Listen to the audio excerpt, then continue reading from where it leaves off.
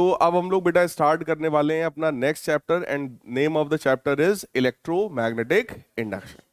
देखो, electromagnetic induction का मतलब ये है कि इलेक्ट्रिक मैग्नेटिक फील्ड आपस में कैसे रिलेट कर सकती है। जैसे अभी तक हम लोगों ने पढ़ा कि अगर कहीं पर इलेक्ट्रिसिटी आई तो यानी करंट आया तो करंट के आसपास मैग्नेटिक फील्ड मिला। अब हम लोग पढ़ने वाले हैं कि अगर मैग्नेटिक फील्ड कहीं पर है तो क्या उससे किसी भी तरीके से हम करंट जनरेट करा सकते हैं। तो दैट प्रोसेस इज इलेक्ट्रोमैग्नेटिज्म। ठीक, इलेक्ट्रोमैग्नेटिज्म का मतलब यही है कि अगर किसी सर्किट से पास होने वाला, किसी कॉइल से पास होने वाला मैग्नेटिक फ्लक्स अगर चेंज हो रहा है तो उस सर्किट में कुछ ना कुछ इंड्यूस्ड ईएमएफ आएगा, और अगर वो सर्किट क्लोज्ड है तो कुछ ना कुछ इंड्यूस्ड करंट भी आएगा। वही प्रोसेस है आपका electromagnetic induction. Clear? Electromagnetic induction आपका कोई भी ट्रांसफार्मर हो उसमें यूज होता है। ट्रांसफार्मर का जैसे काम क्या है, लो वोल्टेज को हाई में कन्वर्ट करना, हाई वोल्टेज को लो में कन्वर्ट करना। वहां पर जो सारा का सारा इलेक्ट्रोमैग्नेटिक इंडक्शन का ही है। आप लोग पढ़ोगे, जो आप घर में जब भी कभी कोई स्विच ऑन करते हो, ऑफ करते हो, तो कभी कभी हल्का सा स्पार्किंग होता है। वो स्पार्किंग भी इलेक्ट्रोमैग्नेटिक इंडक्शन के ही कारण होता है। अभी आप इसको पढ़ो, आपको बहुत ज्यादा इसमें समझ में आने लगेगा कि अपनी डेली लाइफ में आप इसको कहां पर देख सकते हो, कहां पर रिलेट कर सकते हो। तो जितने भी मोटर्स हैं उसमें भी इलेक्ट्रोमैग्नेटिक इंडक्शन होता है। ठीक है, जनरेटर्स में भी कुछ कुछ पार्ट में इलेक्ट्रोमैग्नेटिक इंडक्शन होता है। अभी इन सब की बात हम लोग करते हैं। फिलहाल सबसे पहली चीज आपके सिलेबस में आता है मैग्नेटिक फ्लक्स।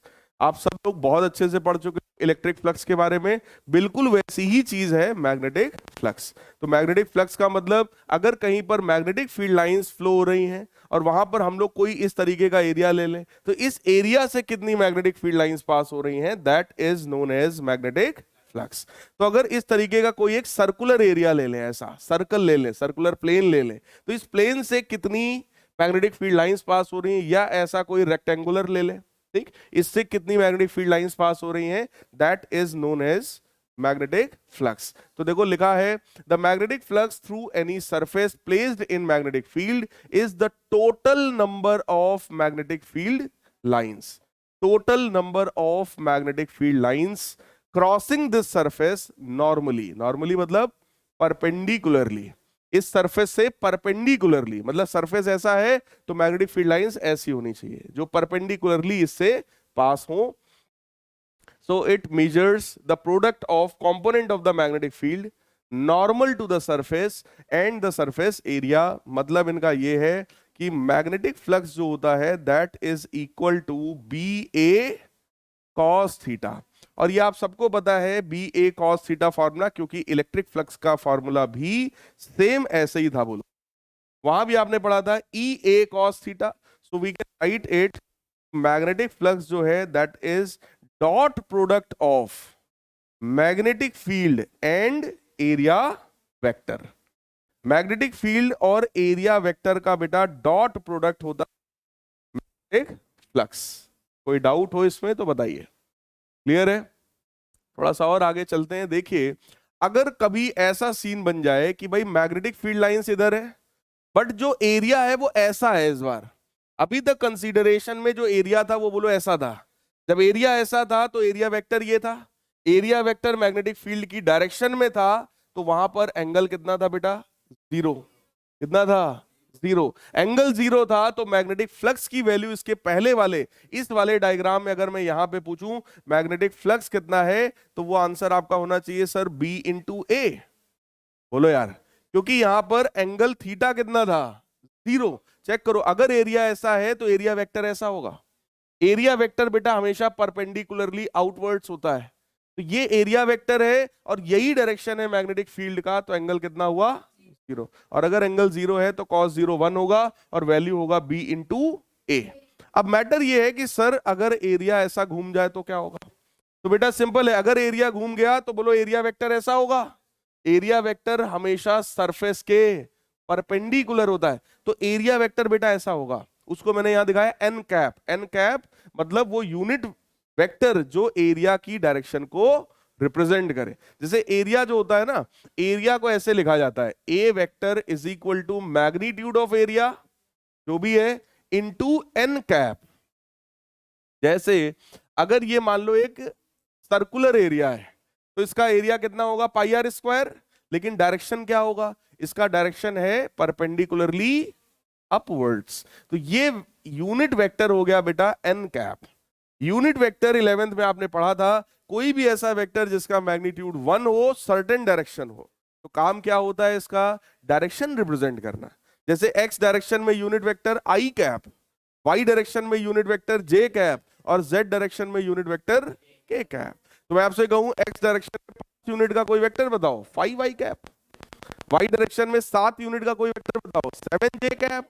तो कहने का मतलब यूनिट वेक्टर्स का काम क्या है, टू रिप्रेजेंट डायरेक्शन।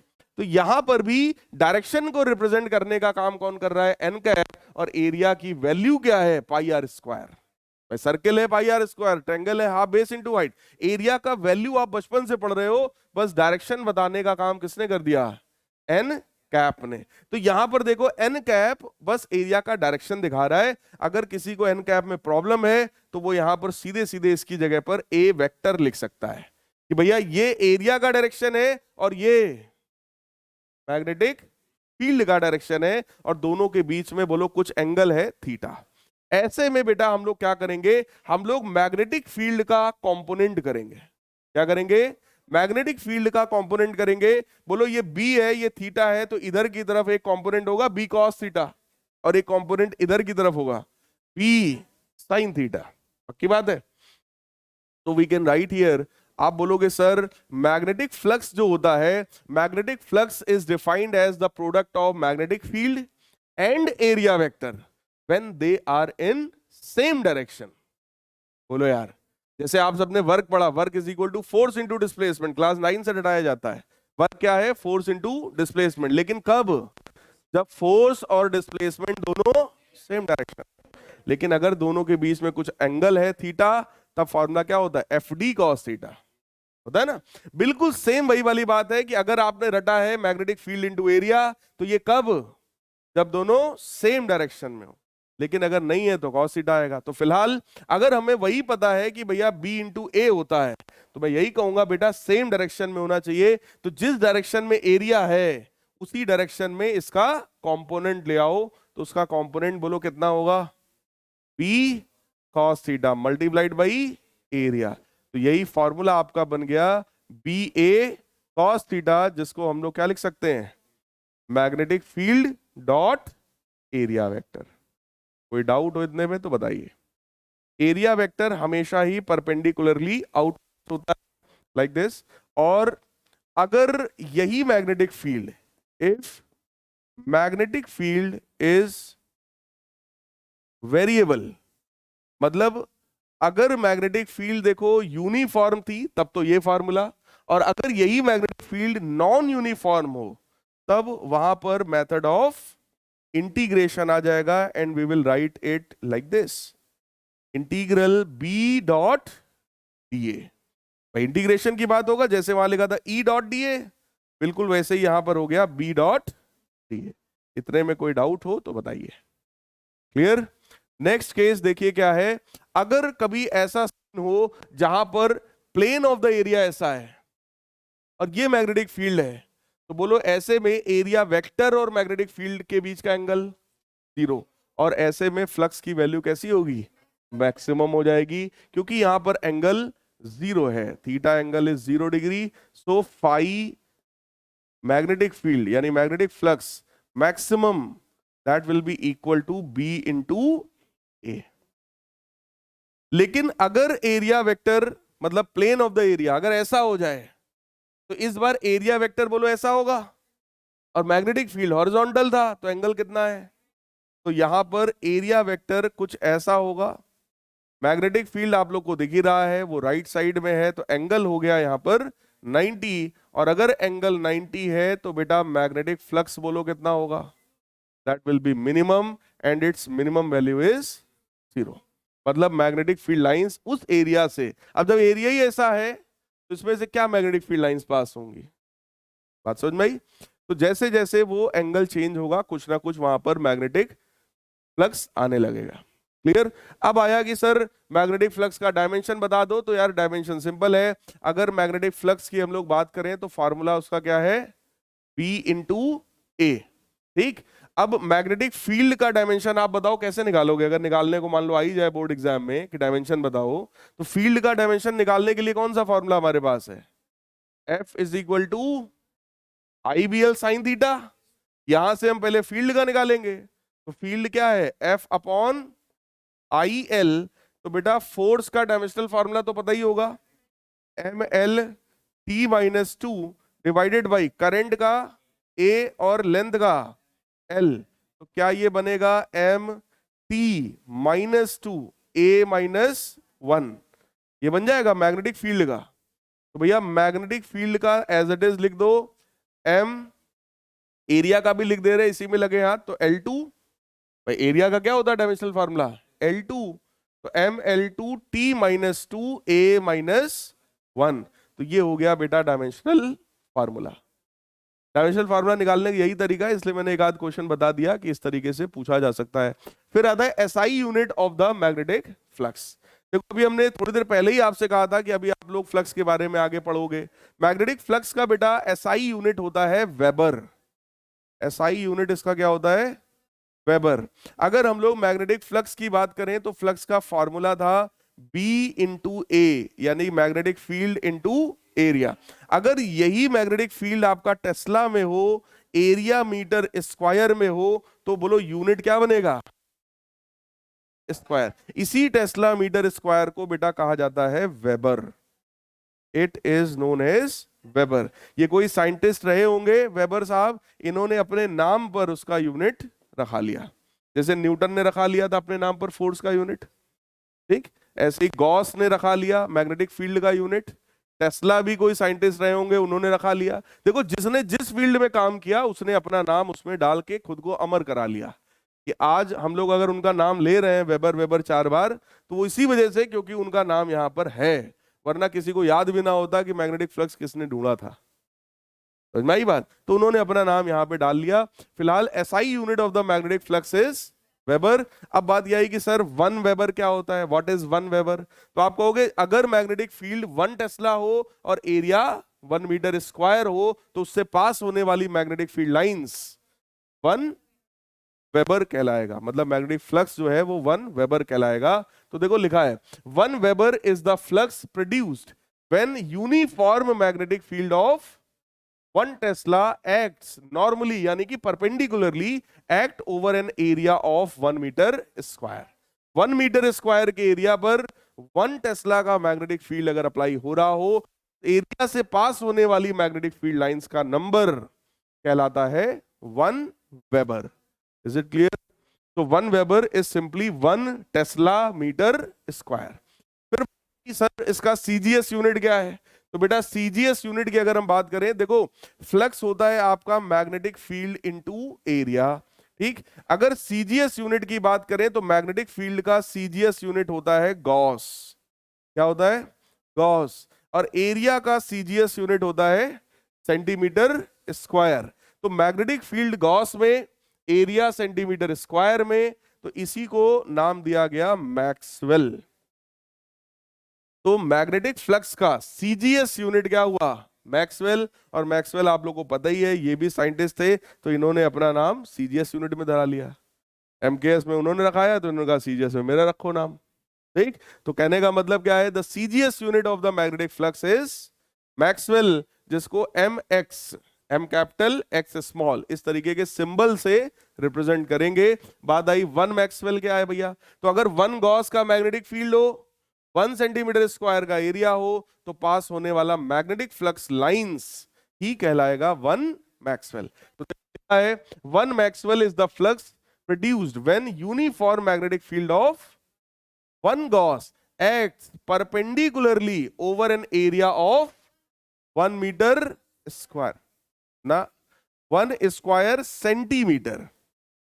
बोलो यार, 1 सेंटीमीटर स्क्वायर का एरिया हो, 1 गॉस का मैग्नेटिक फील्ड हो, तो वहां पर जो फ्लक्स होगा that flux will be 1 maxwell. Is it clear? मैंने लिखा सेंटीमीटर स्क्वायर। क्लियर? बेटा दोनों में क्या रिलेशन है? देखो 1 वेबर, शायद अगला स्लाइड यही है, हाँ चलो रिलेशन बताते हैं वेबर और मैक्सवेल में। तो 1 वेबर का मतलब मैंने क्या बताया आपको, 1 टेस्ला मीटर स्क्वायर। ठीक, देखो 1 टेस्ला जो होता है वो 10⁴ गॉस के बराबर होता है। 1 टेस्ला जो है वो 10⁴ गॉस के बराबर है, और 1 मीटर स्क्वायर भी 10⁴ सेंटीमीटर स्क्वायर के बराबर है। भाई 1 मीटर में 100 सेंटीमीटर, तो 10⁴ हो गया, तो ये ओवरऑल क्या हुआ 10⁸ गॉस सेंटीमीटर स्क्वायर, जिसको क्या बोलेंगे, मैक्सवेल। तो रिलेशन क्या आया, 1 weber is equal to 10⁸ maxwell. कोई डाउट हो तो बताइए इसमें। 1 weber is equal to 10⁸ maxwells. Next है फेराडेज एक्सपेरिमेंट। अब यहां से इलेक्ट्रोमैग्नेटिक इंडक्शन आपका स्टार्ट होता है। इलेक्ट्रोमैग्नेटिक इंडक्शन पर मेन काम किसने किया है, फैराडे साहब ने। फैराडे साहब ने क्या काम किया, इसको ध्यान से सुनिए। फैराडे साहब बड़े साइंटिस्ट थे, ये किसी लैब में कोई काम कर रहे थे, जो एक्सपेरिमेंट ये कर रहे थे वो इनसे बन नहीं पा रहा था। ठीक, गुस्से में आकर के जो मैग्नेट ये हाथ में लिए होंगे, कोई कर रहे होंगे मैग्नेट से रिलेटेड कोई एक्सपेरिमेंट, उससे हो नहीं पा रहा था। और क्योंकि साइंटिस्ट का लैब आपको पता ही है, वो एकदम कबाड़ खाने जैसा होता है। कहीं ये कोई ऑपरेटर जुड़ा पड़ा है, भाई कभी काम किए नहीं बना, धर दिया किनारे, कहीं वहां कुछ पड़ा है, कहीं वहां कुछ पड़ा, पूरे उनके एक्सपेरिमेंट हॉल जो था वहां पे सब ऐसे ढेर सारा सब पड़ा ही रहता है। भाई साइंटिस्ट का जो एक्सपेरिमेंट वाली जगह होती है वो ऐसी ही होती है, वहां 1000 तरह की चीज ऐसे इधर उधर पड़ी हुई है, जब जो जरूरत आई उसको उठाया यूज किया। तो वो कर रहे होंगे, उनसे बन नहीं पा रहा था, कई बार करने के बाद तो गुस्से में उन्होंने जो मैग्नेट था उसको उठा फेंक दिया। उन्होंने गुस्से में फेंका था, और जैसे ही उन्होंने मैग्नेट को फेंका, उनकी नजर पड़ी उनके लैब में ही पड़े हुए एक गैल्वेनोमीटर पर। अब उन्होंने देखा कि यार गैल्वेनोमीटर में कुछ रिफ्लेक्शन आ रहा है। उन्होंने गुस्से में मैग्नेट फेंका था क्योंकि उनसे वो एक्सपेरिमेंट बन नहीं पा रहा था। ठीक, लेकिन उनकी नजर पड़ गई उस गैल्वेनोमीटर पर जिसमें कुछ डिफ्लेक्शन हो रहा था। फिर गए दौड़ के लाए उसी मैग्नेट को और फिर से फेंका, और फिर से देखा कि वहां कुछ डिफ्लेक्शन आ रहा है। फिर से गए दौड़ के लाए उस मैग्नेट को, दूसरी डायरेक्शन में फेंका, तो फिर देखा यार अब भी डिफ्लेक्शन आ रहा है, लेकिन अपोजिट डायरेक्शन में आ रहा है। फिर थोड़ा फास्ट फेंक के देखा, तब पता चला यार डिफ्लेक्शन और ज्यादा आ रहा है। थोड़ा धीरे धीरे फेंक के देखा, पता चला डिफ्लेक्शन कम आ रहा है। अब उनको कुछ ना कुछ वहां से कुछ हिंट मिला कि कुछ तो है, मैग्नेट को फेंकने से कुछ तो हो रहा है। तो यहां से पहली बात तो एक तो ये चीज तो हम लोग सीखेंगे ही सीखेंगे, अपनी डेली लाइफ में भी एक चीज हमें सीखने को मिलती है, क्या कि जब आप किसी चीज में लगे रहते हो तो ऊपर वाला कोई ना कोई रास्ता बेटा खोल देता है। लेकिन लगे रहने की जरूरत है, कंटिन्यूटी मेंटेन करके रखने की जरूरत है। अगर हम हिम्मत हार गए, अगर सोचो वो हिम्मत हार गए होते और धर देते मैग्नेट, भगा यार जा रहे अब खाना खाएंगे सोएंगे चुपचाप, अगर वो ये सोच के धर के चले गए होते तो ना बन पाता। क्योंकि उनके दिमाग में इतना क्रेज था एक्सपेरिमेंट के लिए, गुस्से में उड़ा के फेंक दिया। गुस्सा भी तभी आता है जब किसी से अटैचमेंट हो, नहीं तो गुस्सा नहीं आता। बाहर सड़क पे कोई भी गरिया चला जाए, चला जाए, आप बाइक से जा रहे हो और किसी से बाइक जरा सी टच हुई कानपुर में तो आदमी तुरंत गरिया देता है। जैसे गरिया, क्या फर्क पड़ता है, गरिया लो, जाओ तुम अपने रास्ते में अपने रास्ते। हम भी गाड़ी से जा, बरसात का टाइम है, जिसके भी छींटा पड़ गरियाती हो, तो कौन सा मुड़ के देख रहे हैं उसको, कोशिश करते हैं ना पड़े। लेकिन अगर पड़ रहा होगा तो हम क्या करें, भाई हम भी वैसे चलते थे तो लोग मेरे ऊपर उड़ा के जाते थे, हम क्या करें। अब गाड़ी है तो गाड़ी है, वो तो वैसे ही चलेगी ना। अब कहीं गड्ढा अचानक से आ जाए पूरा, तो हमें क्या पता गड्ढा आने वाला था, बताओ।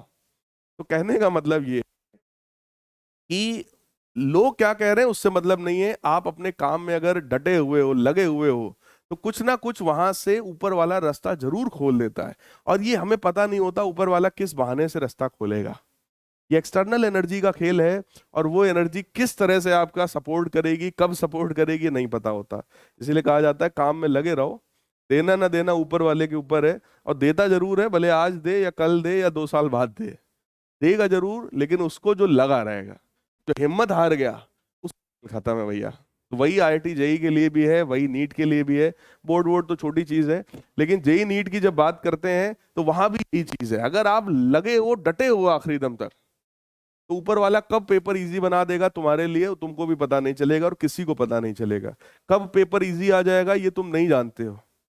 कई बार बच्चों को लगता है अरे आईआईटी में तो इतना कठिन कठिन आता है, मेरा थोड़ी हो पाएगा।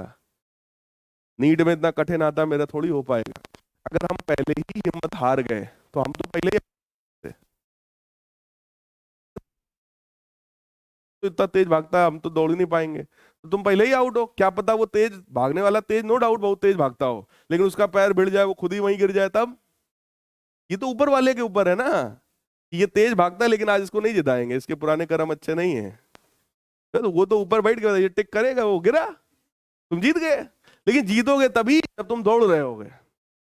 बात समझ में आ रही है? तो ऊपर वाला कब आपका सपोर्ट कर देगा, पेपर इजी बना देगा, ये किसी को नहीं पता होता है बेटा। इसलिए आखिरी दम तक हमें यह नहीं मानना है कि सिलेक्शन नहीं होगा।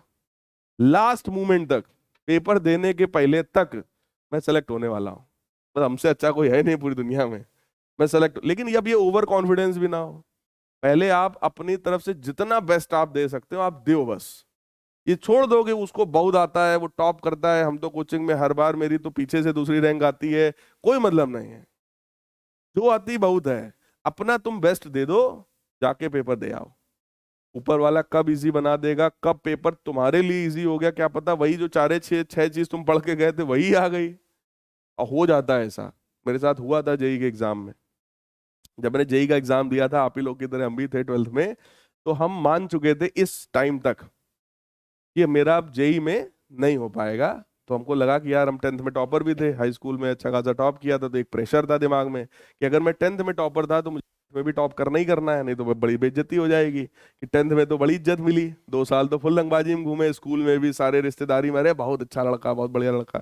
और पता चला इंटर में नहीं टॉप कर पाए, तो ये होगा ना आईआईटी के हुए ना इनका इंटर में हुआ।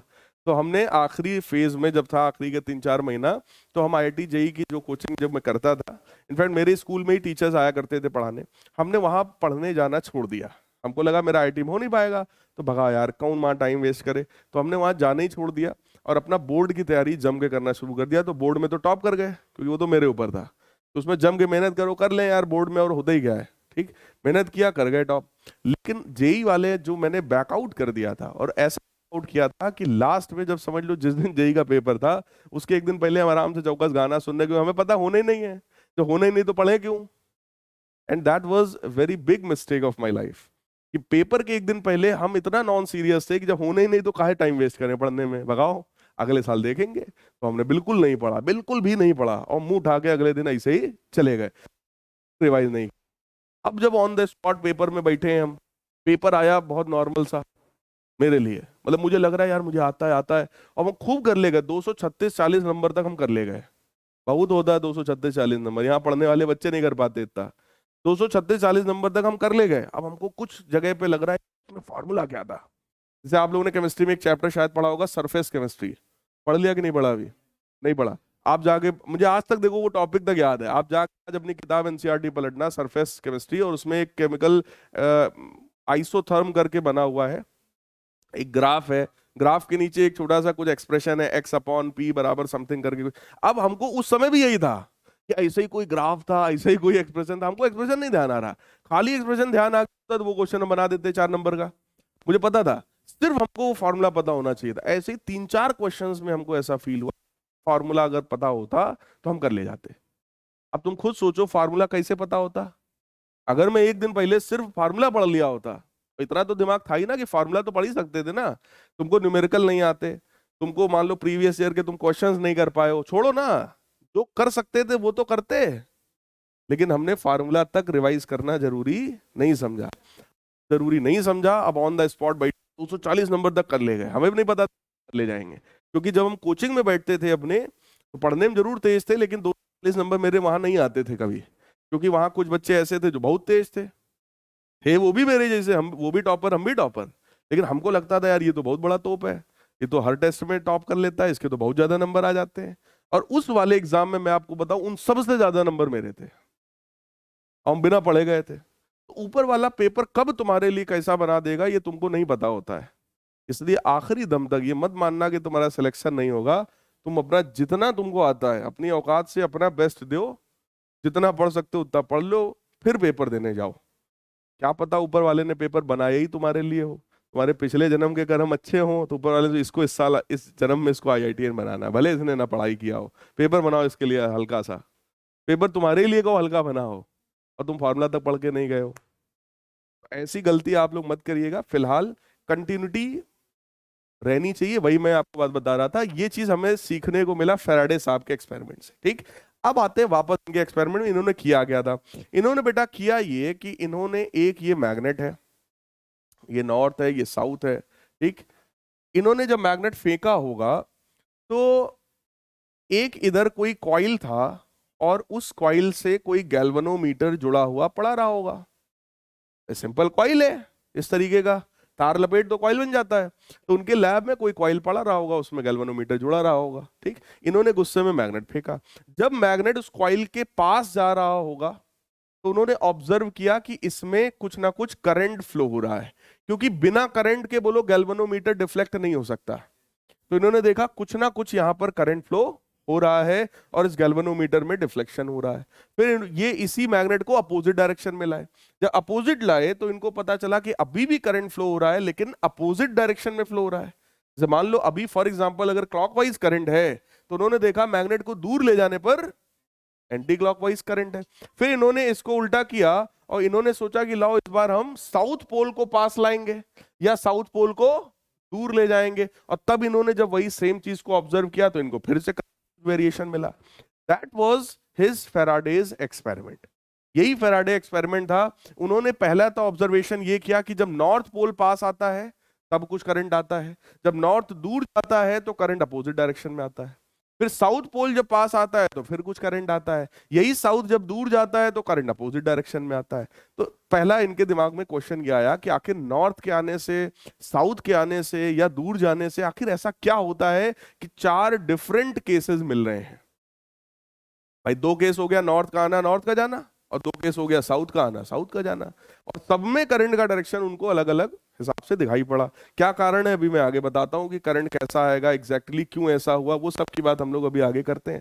ठीक, इसके अलावा दूसरा इनका ऑब्जर्वेशन बेटा ये था कि मैग्नेट को कॉइल के पास जितना जल्दी ले जाओ करंट उतना ही ज्यादा आता है। मतलब जितना फास्ट आप मैग्नेट को ले जाओगे या मैग्नेट को रोक दो कॉइल को ले आओ, मतलब दोनों के बीच का डिस्टेंस घटना या बढ़ना चाहिए।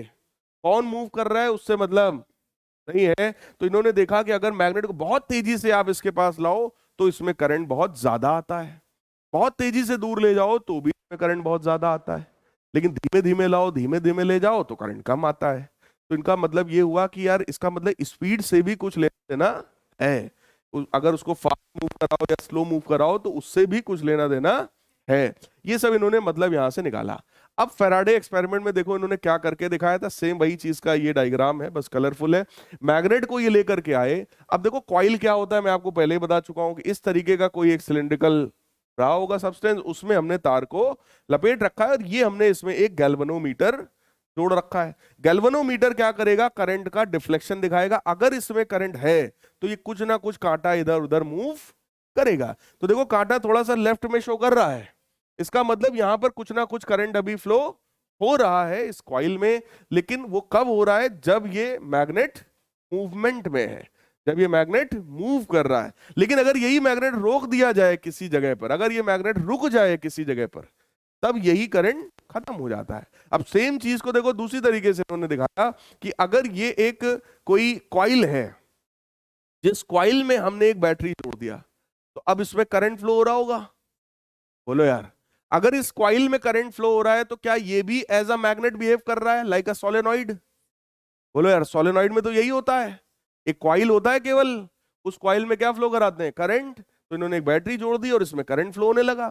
जैसे ही इसमें करंट फ्लो होगा तो बोलो करंट कैरिंग वायर के आसपास मैग्नेटिक फील्ड होती है, या ये तो एक सोलेनॉइड ही है, तो सोलेनॉइड के अंदर वाले इस रीजन में बोलो मैग्नेटिक फील्ड आएगी, आएगी। और ये दूसरा एक कोई कॉइल रखा है जिसमें गैल्वेनोमीटर जुड़ा हुआ है। ठीक, इन्होंने ये ऑब्जर्व किया कि जब मैं इस कॉइल को इसके पास लाता हूं या इससे दूर हूं तो इस गैल्वेनोमीटर में कुछ ना कुछ करंट आता। अब मैटर ये है कि सर क्यों आता है? आता इस वजह से है क्योंकि देखो, अगर ये कॉइल में करंट फ्लो हो रहा है बेटा तो इसके अंदर मैग्नेटिक फील्ड है। अगर मैग्नेटिक फील्ड होगी तो मैग्नेटिक फील्ड लाइंस होंगी। मैग्नेटिक फील्ड लाइंस बोलो नॉर्थ से निकलती है, साउथ की तरफ जाती है और साउथ से वापस नॉर्थ आती है। अगर इधर से मैग्नेटिक फील्ड लाइन निकल रही है, इसका मतलब ये वाला एंड कौन सा एंड है? ये कौन सा है? नॉर्थ। और इधर कौन सा रहा होगा? साउथ। कौन सा नॉर्थ है कौन सा साउथ है? बोलो उसके लिए क्लॉक फेस रूल है। अगर इधर से देखने पर करंट एंटी क्लॉकवाइज है तो ये नॉर्थ है, इधर से देखने पर अगर करंट क्लॉकवाइज है तो ये चीज पता है ना आप लोग को। तो हमने नॉर्थ और साउथ डिसाइड कर लिया कि भैया नॉर्थ है ये साउथ है, इसका मतलब यहां से मैग्नेटिक फील्ड लाइंस निकलेंगी और घूमकर इधर वापस साउथ में जाएगी। लेकिन जब आप इसको इसके पास लाते हो तो जरा चेक करो, जो मैग्नेटिक फील्ड लाइंस इससे निकल रही हैं, क्या वो लाइंस इस कॉइल से होती हुई घूम के जाएंगी? मतलब इसका मैग्नेटिक फ्लक्स, इसकी मैग्नेटिक फील्ड लाइंस बोलो इससे भी पास हो रही है। यही कारण था इलेक्ट्रोमैग्नेटिक इंडक्शन का। बात समझ में आया? अगर इसका मैग्नेटिक फील्ड लाइंस इससे पास हो जाए, जब मैग्नेट को पास में लाते हो तो मैग्नेट के भी तो आसपास मैग्नेटिक फील्ड लाइंस होती होंगी, वो मैग्नेटिक फील्ड लाइंस किससे पास हो रही हैं? कॉइल से। और जब वही मैग्नेटिक फील्ड लाइंस यानी कि मैग्नेटिक फ्लक्स, उसी को तो मैग्नेटिक फ्लक्स बोलते हैं, अगर मैग्नेटिक फ्लक्स में बेटा कंटिन्यूअस चेंज है, if there is continuous change in the magnetic flux, then there must be some induced EMF. तब उसके अंदर क्या होना चाहिए? कुछ इंड्यूस्ड ईएमएफ होना चाहिए। And if the circuit is closed, if circuit is closed, अगर सर्किट क्लोज्ड है, then there must be some induced current also, then there must be some induced current. और इसी फिनोमेना को क्या बोलते हैं?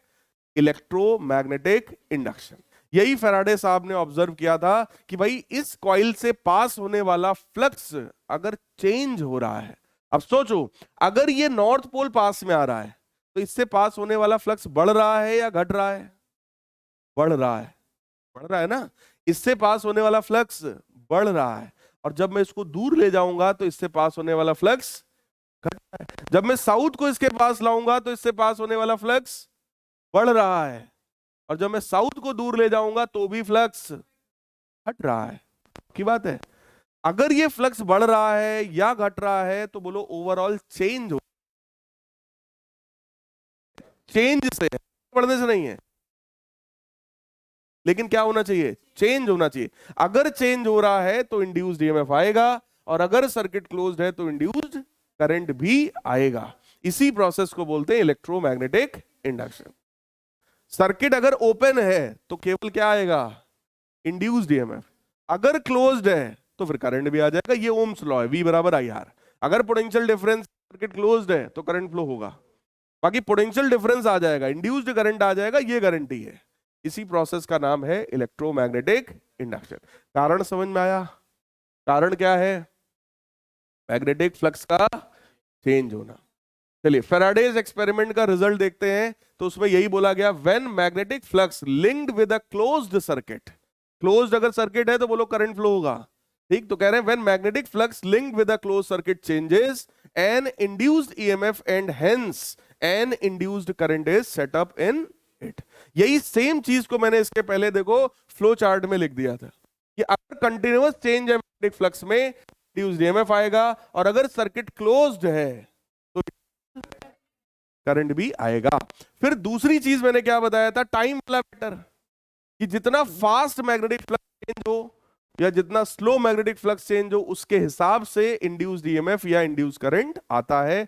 तो सेकंड ऑब्जर्वेशन था, higher rate of change of flux linked with a closed circuit, greater is the induced EMF और current. जितना जल्दी मैग्नेटिक फ्लक्स में चेंज होगा, इंड्यूस्ड ईएमएफ उतना ही ज्यादा आएगा। तो इन्होंने रिजल्ट निकाला, इन induced EMF is equal to rate of change of magnetic flux. इन्होंने कहा कि जितना ज्यादा फ्लक्स चेंज होगा ज्यादा ईएमएफ आएगा, जितना जल्दी चेंज होगा, देखो जल्दी होगा तो टाइम इंटरवल छोटा होगा, और अगर टाइम है तो भी ईएमएफ बड़ा है। मतलब जितना ज्यादा फ्लक्स चेंज हो, जितना जल्दी चेंज हो, उतना ज्यादा ईएमएफ वहां पर आएगा। क्या ये बात समझ में आई? ईएमएफ अगर ज्यादा है, और मैं करंट की बात कर रहा हूं, तो करंट होता है ना ईएमएफ अपॉन रेजिस्टेंस, V बराबर आई आर, तो I बराबर V अपॉन आर। इसमें रेजिस्टेंस का आप डिवाइड कर दो तो 1/r delta phi B upon delta t, that is the formula of current. ये कौन सा करंट है? इंड्यूस्ड करंट है।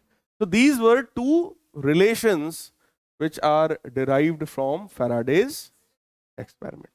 ये इनका ऑब्जर्वेशन था। अब आते हैं लॉज ऑफ इलेक्ट्रोमैग्नेटिक इंडक्शन। यही दो लॉज भी हैं भाई, यही दो ऑब्जर्वेशन थे, इसे उन्होंने लॉ बनाया। तो इन्होंने दो तरीके के लॉज बनाए। सबसे पहला लॉ था बेटा फैराडेज लॉ। दो साइंटिस्ट ने ओवरऑल प्रोसेस को कंप्लीट किया है। पहला कौन था साइंटिस्ट? फैराडे।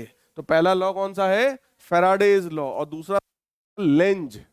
लेंज तो उसने लॉ बनाया लेंस लॉ। तो पहला है फैराडेज लॉ और दूसरा है लेंस लॉ।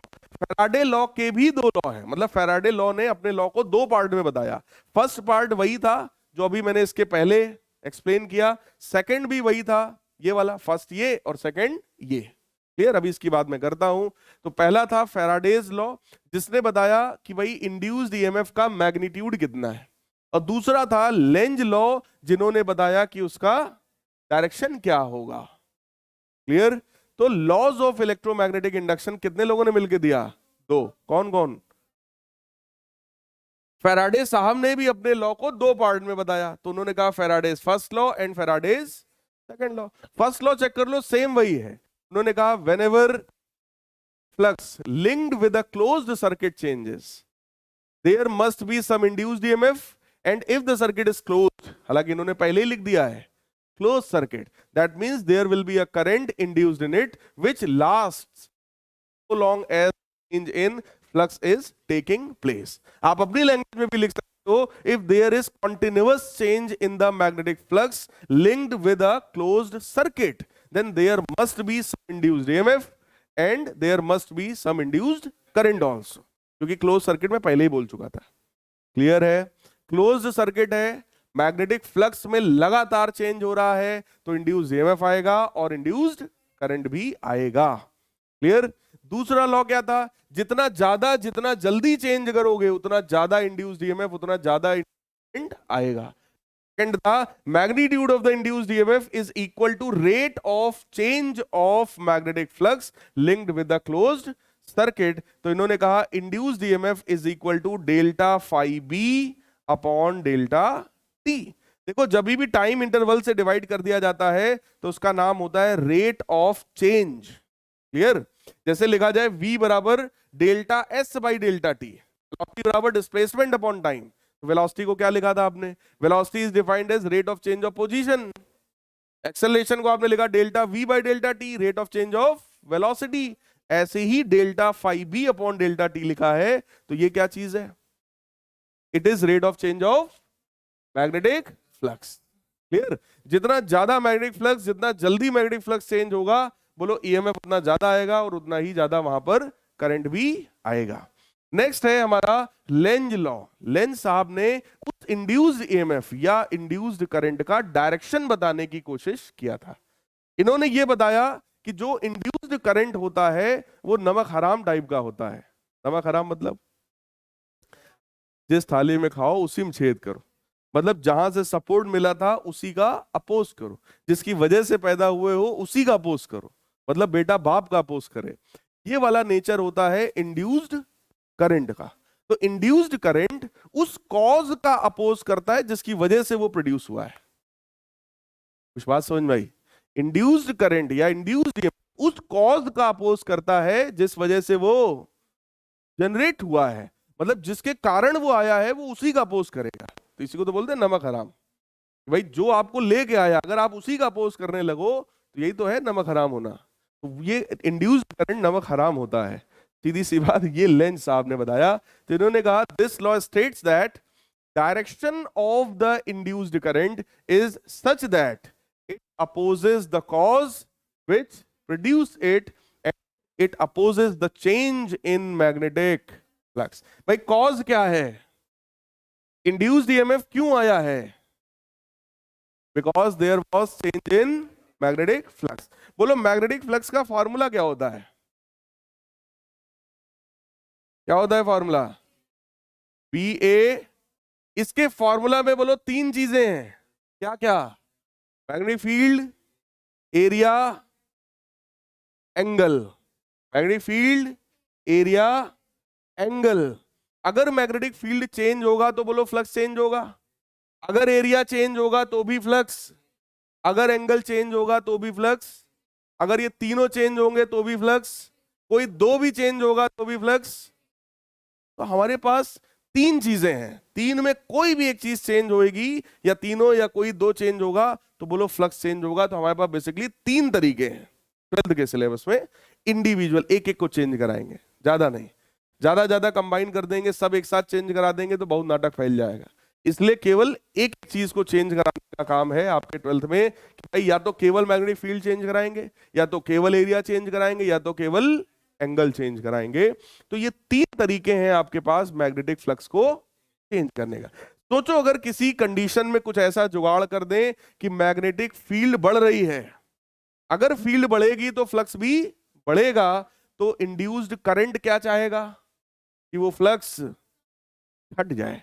अगर ये मैग्नेटिक फील्ड कम हो रही हो तो फ्लक्स भी बोलो कम हो रहा होगा, तो अब वही इंड्यूस करंट क्या चाहेगा कि वो बढ़ जाए। जब कोई चीज कम होने लगेगी तो सपोर्ट करने लगेगा, और जब वो बढ़ने लगेगी तो अपोज करने लगेगा। अगर एरिया बढ़ रहा है तो वो चाहेगा एरिया कम हो जाए, एरिया कम हो रहा है तो चाहेगा एरिया, अगर एंगल चेंज हो रहा है तो चाहेगा ना चेंज हो, और नहीं चेंज करोगे तो चाहेगा चेंज हो जाए।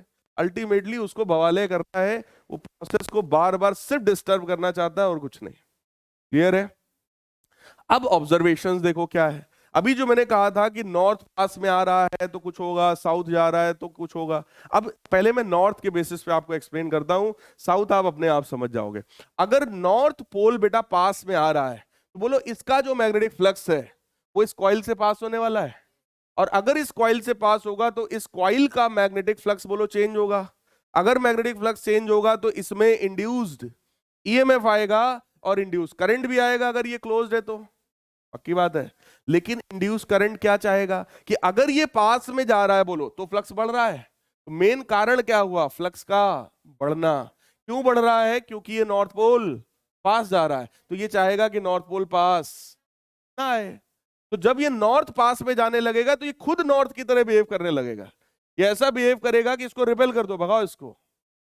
बोलो यार, प्रोसेस का अपोज कराना है कि नहीं कराना है? अगर ये नॉर्थ पास में जा रहा है तो this end of the coil will itself behave as north pole, और अगर इसको नॉर्थ की तरह, ये वाले एंड को अगर नॉर्थ की तरह बिहेव करना है तो बोलो यहां पर करंट कैसा होना चाहिए? एंटी। भैया अगर ये नॉर्थ की तरह बिहेव कराएगा, करंट कैसा होना चाहिए? इस एंड से देखने पर एंटी क्लॉकवाइज। क्या ये बात समझ में आई? अगर ये एंटी क्लॉकवाइज है तो जरा इधर से सब लोग जरा ऑब्जर्व करो, क्या सच में एंटी क्लॉकवाइज दिख रहा है? देखो ये करंट ऊपर जा रहा है, ये ऐसा वाला सीन है, एंटी क्लॉकवाइज है। इधर से देखने पर इसका मतलब करंट का डायरेक्शन हम लोग निकाल सकते हैं यूजिंग दिस कॉन्सेप्ट कि जब नॉर्थ पोल पास में जाएगा तो ये वाला पोल भी नॉर्थ की तरह बिहेव करेगा, और अगर ये नॉर्थ है तो इधर से देखने पर करंट कैसा होना चाहिए? Anti clockwise. तो उधर से देखने पर कैसा होगा? अब यही सेम चीज को अगर मैं इधर से देखूं, देखो करंट ऊपर जा रहा है तो ये मुझे ऐसा दिखाई पड़ रहा है, तो इधर की तरफ से बेटा साउथ पोल और उधर की तरफ से, तो क्या डायरेक्शन ऑफ इंड्यूस करंट समझ में आया? ये किसने बताया? लेंज साहब ने। क्लियर? दूसरा देखो, अगर यही नॉर्थ दूर जा रहा है तो अब इसका जो मैग्नेटिक फ्लक्स जो इससे पहले पास हो रहा था अब वो दूर जाने लगेगा, मतलब वो फ्लक्स कम हो रहा है, तो अब ये चाहेगा नॉर्थ पास आ जाए। तो now this will behave as south pole, और अगर ये साउथ की तरह बिहेव कर रहा है तो चेक कर लो, यहां करंट ऊपर था और यहां करंट, डायरेक्शन चेंज हो गया भाई साहब। और अगर ये साउथ पोल है तो इधर से देखने पर क्लॉकवाइज और उधर से देखने पर एंटी क्लॉकवाइज। उसके लिए इन लोगों ने एक राइट हैंड रूल भी सिखाया है कि अगर ये करंट ऐसा है, देखो अगर इस फील्ड इधर है तो ये चाहेगा रिपेल करें, तो ये भी magnetic field opposite direction create करेगा। तो उसके लिए ऐसा रूल इन्होंने बता दिया कि अगर मैग्नेटिक फील्ड इधर लाना है तो करंट कैसा होगा? Like this. देखो करंट ऊपर जा रहा है अंदर की तरफ, तो ऐसा हाथ को मोड़ के दिखाया, ठीक। लेकिन ये सब रूल छोड़ो, ये नॉर्थ साउथ वाला समझ में आया कि नहीं आया आपको? क्लॉकवाइज रूल सबको पता है, वही रूल हम अप्लाई करेंगे जब जैसा भी क्वेश्चन आएगा उस। अब कुछ छोटे छोटे एक दो न्यूमेरिकल देख लेते हैं इस टॉपिक पर based, and the class will be over. कह रहे rectangular loop of area 20 centimetre and 30 centimetre. एक रेक्टेंगुलर लूप है जिसका एरिया है 20 गुणे 30, is placed in a magnetic field of 0.3 tesla with its plane normal to the field. Second part है plane is inclined 30 degree to the field. तीसरा है plane is parallel to the field, find flux linked with the coil in each case. अब पहले case में बेटा flux बताओ। पहले में हमसे कह रहे हैं plane of the area is normal, magnetic flux का बोलो फॉर्मूला क्या होता है, बी ए कॉस थीटा। जरा बी की वैल्यू बताइए 0.3 टेस्ला, एरिया बताइए 600 सेंटीमीटर है, तो सेंटीमीटर को बोलो 10 की पावर 4 से डिवाइड करेंगे, मीटर में आएगा, मीटर स्क्वायर में। ठीक, एरिया है भाई, ये भी 100 से डिवाइड होगा, ये भी 100 से डिवाइड होगा, तो 100 मतलब 10 की पावर 4 हो गया। सही है। एंगल बस बताओ कितना है। कह रहे with its plane normal to the field. कितने लोग 90 बोल रहे हैं? कौन कौन 90 वाला बताओ भाई? 2 लोग, 3 लोग। और कितने लोग जीरो वाले हैं? 1 2 3 लोग। कितने लोग बारात में आए हैं? अरे कुछ तो बोलो भाई, या तो 90 0 45 60 कुछ तो बोलो है भाई। जीरो है। देखो यहां पर आपसे कहा जा रहा है नॉर्मल टू फील्ड है, मतलब बेटा फील्ड अगर ऐसा है तो plane of the area is normal. पढ़ो जरा ध्यान से, विद इट्स प्लेन, एरिया का प्लेन फील्ड के नॉर्मल है, मतलब परपेंडिकुलर है। और अगर एरिया का प्लेन ऐसा है तो एरिया वेक्टर बोलो ऐसा होगा। बात समझ में आया? जो डायरेक्ट दिख रहा है वो है नहीं। ठीक, तो इसका मतलब यहां पर एंगल कितना है, 0 है, cos 0 1 होता है। बोलो इसको सॉल्व कर लेंगे, कर लेंगे। कितना आएगा 1.8 डिवाइडेड बाई 10 की पावर 2, 2 जीरो से 2 जीरो कैंसिल, 6 इंटू 3 करेंगे 1.8 आ जाएगा ये। ठीक, तो ये बना 1.8 इंटू 10 टू दी पावर -2, और यूनिट क्या होगा इसका, वेबर। नेक्स्ट केस देखो, नेक्स्ट केस में कह रहे हैं inclined 30 degree to the field, मतलब plane of the area is like this. ध्यान से समझना बेटा, plane of the area is making an angle 30 degree, ये 30 डिग्री बना रहा है, लेकिन area vector 90 - 30।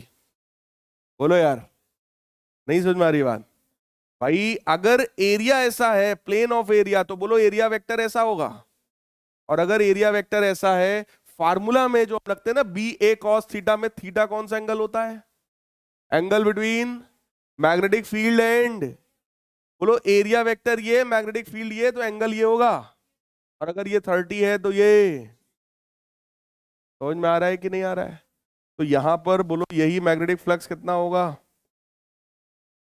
That will be B A cos 60, और cos 60 होता है 1/2, तो वैल्यू यहां निकाला है उसका आधा है ना, कितना आएगा 0.9 इंटू 10 की पावर वेबर। थर्ड पार्ट में बोलो क्या आएगा, पैरेलल। पैरेलल मतलब फील्ड ऐसी है, प्लेन भी ऐसा ही है, तो बोलो इस बार 90 डिग्री, और अगर एंगल 90 है तो फ्लक्स कितना होगा, तो that magnetic flux will be.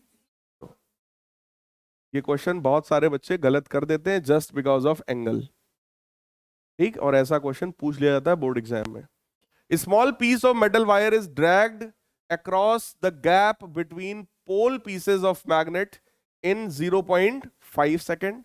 Magnetic flux between the pole pieces is known to be 8 into 10 की power -4 weber. Estimate EMF induced in the wire। देखो क्वेश्चन तो ज्यादा समझ में नहीं आया, बट ये समझ में आया कि टाइम दिया है और क्या दिया है, फ्लक्स दिया है, और पूछ क्या रहा है, EMF। बोलो EMF का फॉर्मूला क्या होता है, EMF का फॉर्मूला क्या होता है, चेंज इन फ्लक्स अपॉन हो गया सॉल्व। समझ में आया कि नहीं आया? 0.5 मतलब 1/2, 2 जाएगा ऊपर तो बनेगा 16 इंटू 10⁻⁻⁴। यूनिट बोलो क्या होगा? वोल्ट। भाई ईएमएफ है, पोटेंशियल डिफरेंस है, तो यूनिट क्या होगा? चलिए इसकी बात नेक्स्ट क्लास में करेंगे, यहीं तक रखते हैं, नहीं तो अब आप लोग को बाउंस। ठीक।